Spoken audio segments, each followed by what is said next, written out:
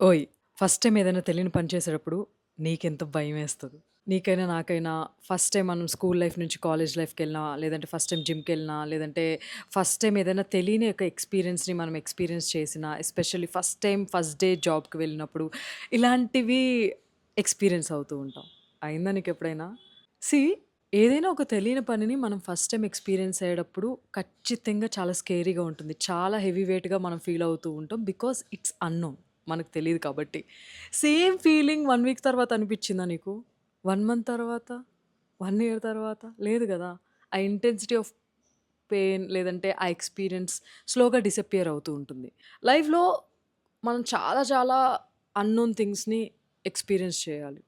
చాలా చాలా. జస్ట్ భయమేస్తుంది కదా అని నువ్వు ఆ ఫార్వర్డ్ స్టెప్ తీసుకోకపోతే లైఫ్ అక్కడే ఆగిపోతుంది. స్కూల్ నుంచి కాలేజ్‌కెళ్ళడం కష్టం కదా అని జెప్పేసి నువ్వు ఆ స్టెప్ తీసుకోకపోతే లైఫ్ ఎలా ఉండేది? కాలేజ్ అయిపోయిన తర్వాత జాబ్ జేయడానికి భయమేస్తుంది కదా అని జెప్పేసి ఆ ఫస్ట్ డే వెళ్ళలేనని జెప్పేసి అక్కడే ఆగిపోతే లైఫ్ ఎలా ఉండేది?